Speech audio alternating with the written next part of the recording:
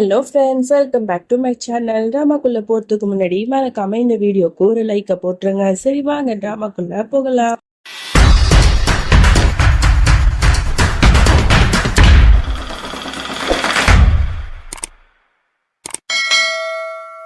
Starting சீன்ல குணால தான் காட்டுறாங்க. அவன் ரொம்பவே ஸ்ட்ரெஸ்ஸா இருக்கான். அப்பதான் வந்து டாக்டர்ஸ்லாம் வந்து சொல்றாங்க, இந்த மாதிரி மௌலி வந்து ரொம்பவே கிரிட்டிக்கலான சுச்சுவேஷன்ல இருக்காங்க. நாங்க எங்களால முடிஞ்ச அளவுக்கு அவங்களுக்கு ஆப்ரேஷன் பண்ணிட்டோம். பட் அவங்க பொழைக்கிறது வந்து அந்த கடவுள்கிட்ட தான் இருக்கு. அதனால அந்த கடவுள்கிட்ட ப்ரே பண்ணிக்கோங்க. அவங்க கோமா ஸ்டேஜுக்கு போற நிலைமையில இருக்காங்க. அதனால முடிஞ்ச அளவுக்கு அவங்க கிட்ட பேச்சு கொடுத்துட்டே இருங்க அப்படிங்கிற மாதிரிலாம் டாக்டர் சொல்லிட்டு இருக்காங்க. இதெல்லாம் கேட்டு குணாலுக்கு பயங்கரமா ஷாக் ஆகுது. அவன் வந்து மௌலி கிட்ட பேசிட்டே இருக்கான். மௌலி எப்படியாவது எந்திரி, உனக்கு எதுவும் ஆகக்கூடாது, நான் இருக்கேன் அப்படின்னு சொல்லிட்டு அவகிட்ட புலம்பிக்கிட்டே இருக்கான். அப்பதான் இஷானு வரான். இஷானு வந்துட்டு அவளை பார்க்கலான்னு வரும்போது குணாலுக்கு இதெல்லாம் சுத்தமா பிடிக்கல.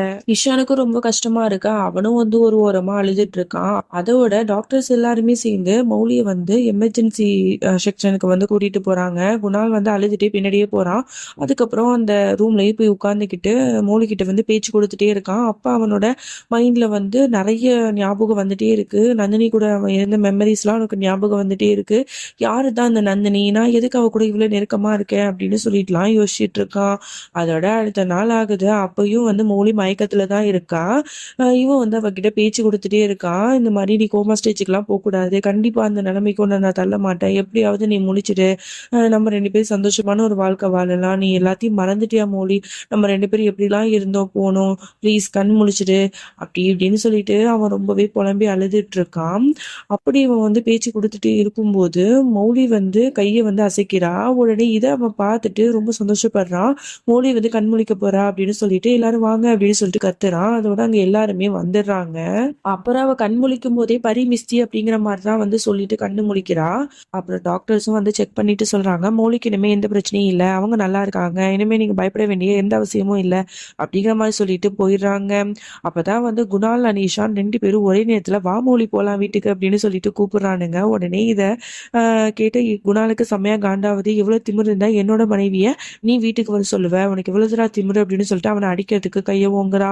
உடனே அந்த நேரத்துல மௌலி வந்து தடுக்கிறா. எதுக்கு ரெண்டு பேரும் சண்டை போடுறீங்க, ப்ளீஸ் இப்பெல்லாம் பண்ணாதீங்க அப்படின்னு சொல்லிட்டு அவ ரொம்பவே ஸ்ட்ரெஸ் ஆகுறா. உடனே இதை பார்த்தா அங்க இருக்கிறவங்க எல்லாம் கத்துறாங்க, மௌலி வந்து எவ்வளவு ஸ்ட்ரெஸ்ஸா இருக்கா, எதுக்கு இப்பெல்லாம் ரெண்டு பேரும் சண்டை போடுறீங்க அப்படின்னு சொல்லிட்டு. அப்பதான் குணால் சொல்றான். உடனே வந்து இந்த மாதிரி கையெடுத்து கும்பிட்டு, இந்த பாரு இஷான், தயவு செஞ்சு எங்க ரெண்டு பேரும் வாழ்க்கையில நீ தலையிடாத, அவ வந்து என்னோட மனைவி, அவ ஏன் கூட தான் இருப்பா, அதனால நீ தேவையில்லாம அவளோட லைஃப்ல நீ இன்டர்ஃபியர் ஆகாத அப்படிங்கிற மாதிரிலாம் கையெடுத்து கும்பிட்டு கேட்கிறான். இஷானுக்கு வந்து என்ன சொல்றதுன்னே தெரியாம அப்படியே முழிச்சிட்டு இருக்கான். அதோட மௌலி பக்கத்துல வந்து, மௌலி நீ ஒன்றும் ரொம்ப ஸ்ட்ரெஸ் ஆகாத, நீ சண்டைலாம் வந்து நான் போடவே மாட்டேன், உன்னை நான் நல்லா பார்த்துப்பேன், சரியா, நீ ஒன்றும் கவலைப்படாத, வா நம்ம வீட்டுக்கு போகலாம் அப்படின்னு சொல்லிட்டு இவன் பேசிட்டே இருக்கும்போது மறுபடியும் வந்து நந்தினியோட ஞாபகம்லாம் கொஞ்சம் கொஞ்சமா உனக்கு வர ஆரம்பிக்குது. உடனே வந்து அப்படியே மயக்க போட்டு மௌலியோட நெஞ்சிலேயே படுத்து அப்படியே சாஞ்சிடுறான். அதோட வந்து அடுத்த நாள் ஆகுது. அதோட இங்க மௌலியை தான் காட்டுறாங்க. அவ சாமிக்கு வந்து ஆரத்தி எடுத்துட்டு இருக்கா. அவளுக்கு எல்லாத்தையும் வந்து நினைச்சு பார்த்துட்டே இருக்கா. ஒரு பக்கம் ஈஷான், இன்னொன்று பக்கம் குணால்.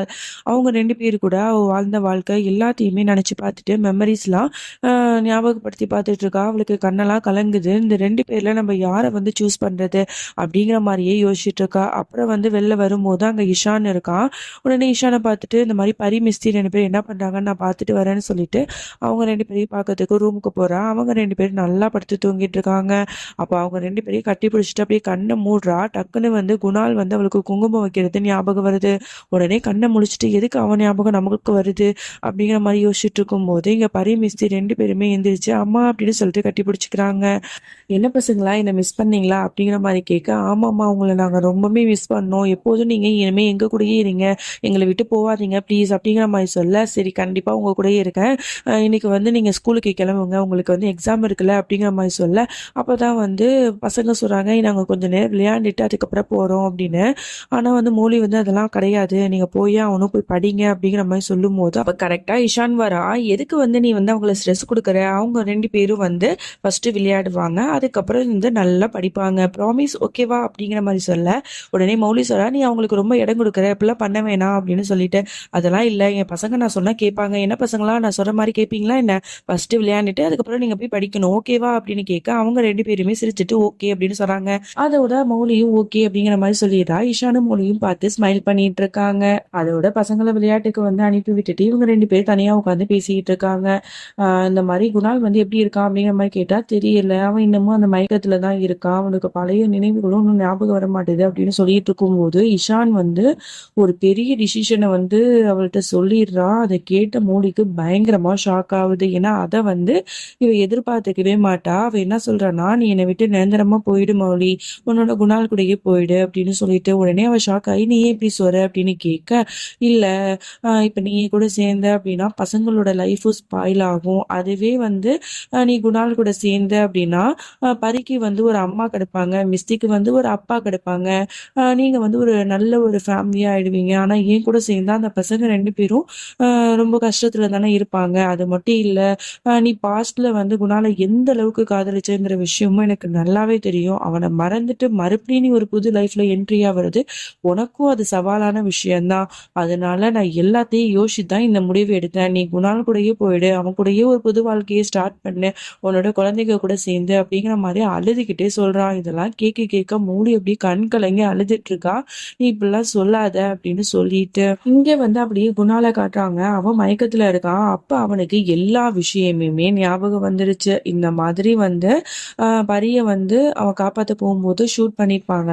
ஸோ அப்பதான் அவன் வந்து இந்த மாரி மெமரி லாஸ் ஆனது எல்லாத்தையும் ஞாபகப்படுத்திட்டு, பரி அப்படின்னு சொல்லிட்டு அப்படியே வந்து பயந்துகிட்டு எந்திரிக்கிறான். அந்த சவுண்டு கேட்டு அம்மாக்காரங்களும், பாட்டிக்காரங்களும் வந்து என்னாச்சு? ஏதாச்சுன்னு கேட்டா, அவன் வந்து உடனே "பரி எங்க? நான் பரிய பார்க்கணும்" அப்படின்னு கேட்ட உடனே அம்மாக்காரங்களுக்கு அப்படியே கண்ணெல்லாம் கலங்கிடுது. என் பிள்ளைக்கு பழசெல்லாம் ஞாபகம் வந்துட்டு அப்படின்னு சொல்லிட்டு சந்தோஷப்படுறாங்க. உடனே வந்து "மௌலி எங்கம்மா?" அப்படின்னு கேட்ட உடனே, "மௌலியா? நான் இப்பவே அவள கால் பண்ணி வர சொல்றேன்" அப்படின்னு சொல்லிட்டு உடனே மௌலிக்கு கால் பண்ணிட்டு, இந்த மாதிரி "வாம்மா" அப்படிங்கிற மாரி சொல்றாங்க. உடனே மௌலியும் வந்து அட்டெண்ட் பண்ணிட்டு, "ஏம்மா என்ன ஆச்சு? உடல் நல்லா இருக்கானா?" அப்படின்னு கேட்டா, "நீ முதல்ல அர்ஜென்ட்டா வீட்டுக்கு வா" அப்படிங்கிற மாரி சொல்றாங்க. இவ வந்து பயப்படுறா. ஐயோ! குணாலுக்கு தான் ஏதோ ஆச்சோ அப்படின்னு சொல்லிட்டு பதறி அடிச்சுட்டு வேகமா குணால பார்க்கறதுக்கு ஓடுறா. இஷான்ட்ட ஒரு வார்த்தை கூட சொல்லாம. இஷானுக்கு ரொம்பவே கஷ்டமா இருக்கு. இதுலயே நல்லா தெரியுது. மௌலி வந்து குணால தான் காதலிக்கிறா போல, நம்மள இல்ல அப்படின்னு சொல்லிட்டு ரொம்ப சோகமா பார்த்துட்டு இருக்கா. அதோட இங்க வீட்ல காட்டுறாங்க. அப்பதான் அம்மாக்காரங்க நடந்த எல்லா விஷயத்தையுமே சொல்றாங்க. இதெல்லாம் கேட்ட குணாலுக்கு ரொம்பவே கஷ்டமா இருக்கு. "என்னம்மா சொல்றீங்க? நான் பழசெல்லாம் மறந்துட்டு மௌலிய இவ்ளோ கஷ்டப்படுத்தியிருக்கேனா? பாவம் மௌலி. அது மட்டும் இல்லாம என்னோட பரி வந்து நான் வந்து இருக்கும்போதே வந்து அவகிட்ட ஒரு அப்பாவா அன்பு காட்டாம அவள ஒதுக்கி வைக்கும்போது, அவ எவ்வளோ இதெல்லாம் கஷ்டப்பட்டுருப்பா, வருத்தப்பட்டுருப்பா. எல்லாமே என்னோட மேல தான் தப்பு. என்னோட குழந்தைய பார்க்கணும் போல இருக்கு. நான் மௌலிக்கும் ரொம்ப கஷ்டத்த குடுத்துட்டேன். அவள்ட்டயும் நான் மன்னிப்பு கேட்கணுங்கிற மாரிலாம் சொல்லிட்டு இருக்கும்போது, அப்பதான் பாட்டி வந்து "இதான் சாக்கு" அப்படின்னு சொல்லிட்டு ஒரு மாதிரி பேசுது. "இந்த பாருப்பா உனக்கு தெரியுமா? நம்ம மௌலி வந்து உன் பழசெல்லாம் மறந்ததுக்கப்புறம் இந்த வீட்டுக்கு மறுபடியும் வந்து பழைய மருமக மாரி வந்துட்டா. உன்னோட மனைவி மாரி உன்ன அவ்ளோ கேர் பண்ணி நல்லா பார்த்துக்கிட்டா. எனக்கு என்ன தோணுதுன்னா, நீங்க 2 பேரும் ஒண்ணாவே இருந்தா என்னங்கிற மாரிலாம் வந்து கிளவி பேச வருது. உடனே வந்து குணாலோட அம்மா தான், "இப்ப எதுக்கு இந்த நேரத்துல இதெல்லாம் பேசிட்டு இருக்கீங்க? கொஞ்ச நேரம் அமைதியா இருங்க" அப்படிங்கிற மாரி சொல்ல, "நீ ஏன் இப்படி சொல்ற? நான் நல்ல விஷயத்த தானே சொல்ல வரேன். நீ கொஞ்சம் அமைதியா இரு" அப்படின்னு சொல்லிட்டு பேச வரும்போது, கரெக்ட்டா அந்த இடத்துக்கு மௌலி வந்துருவா. உடனே வந்து குணாலும் வந்து மொழிய பார்த்துட்டு போய் சாரி கேட்பான். உடனே வந்து "என்னாச்சு? ஏன் சாரி கேட்குற?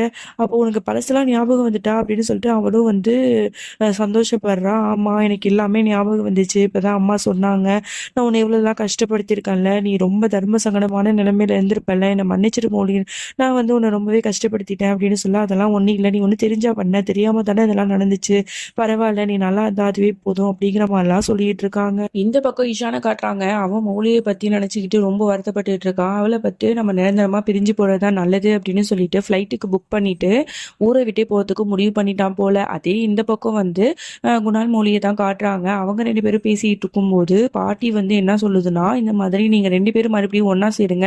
எனக்காக நீங்க 2 பேரும் ஒண்ணா சேர்ந்தீங்கன்னா அந்த குழந்தைங்களுக்கும் தாய் தகப்பன் கிடைச்ச மாரி இருக்கும். நான் சொல்றத கேளுங்க ப்ளீஸ் அப்படிங்கிற மாரி சொல்ல, உடனே அவங்க 2 பேரும் அதிர்ச்சியாயி பார்க்குறாங்க. என்னடா இது பாட்டி வந்து மறுபடியும் 2 பேரும் ஒண்ணா சேர்ந்து வாழ சொல்றாங்களே அப்படின்னு சொல்லிட்டு, அதோட இந்த பாட்டை நம்ம முடிச்சுக்கலாம். மொழி வந்து யாரு கூட வாழ போறா அப்படிங்கிறதெல்லாம் நம்ம பொறுத்து இருந்து தான் பார்க்கணும். ஸோ நெக்ஸ்ட் பார்ட் வந்து மறக்காம வந்து பாருங்க. ஏன்னா அந்த பாட்டோட மௌலி, குணால், ஈஷான் அவங்களோட சாப்டர் க்ளோஸ் ஆகி அதோட மிஸ்தி பரி அவங்க வந்து பெரிய பிள்ளையா ஆயிடுவாங்க. ஸோ சீசன் 2 வந்து ஸ்டார்ட் பண்ண போறோம். ஸோ அதனால மறக்காம நாளைக்கு பாருங்க. நெக்ஸ்ட் வீடியோல சந்திக்கிறேன். அது வரைக்கும் என்னோட காத்திருங்கள்.